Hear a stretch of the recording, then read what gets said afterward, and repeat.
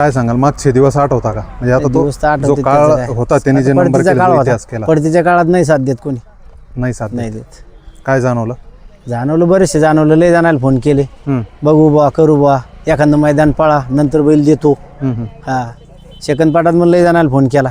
बरं. हा सेकंदला सुद्धा टाळा सेकंद टाळा. पण. काय कारण नेमकं? हा, कारण काय आता कसं असतं, थोडंसं रिवाज झाल्यावर इशारित नाही ना कोणी.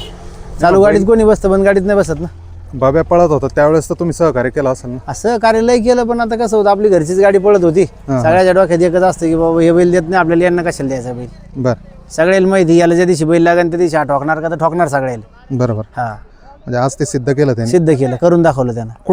पण हे का अशा गोष्टी होता नेमकं? कारण प्रत्येक गाडा कसं असतं, मालकाचं आता संघर्ष असतो, हम्म. चढ उतार असतोच गोष्टीला. आज बरेचसे बैलगाडा मालक आहे, चांगले पळणारे बैल आज बांधून ठेवला गेलेले आहे. त्याचं कारण आहे पैरे योग्य न भेटल्यामुळे. आता कसं असतं, ज्याला त्याला पुढचाच पायरा लागतो. हम्म. कोण पण म्हणत नाही मागच्यात पळायचं म्हणून, कोणाला वाटतं पुढचाच भेटला पाहिजे, एक नंबरचाच भेटला पाहिजे. तुम्ही पैरे मागताना एक नंबरचे मागितले का तळागाळात? आम्ही 1 नंबरवाल्याला लावलं, 10 नंबरवाल्याला फोन केला, हां. पण काही आम्हाला परिस्थितीत भेटलाच नाही ना. हम्म. पाहू बा करू बा असाच विषय राहिला.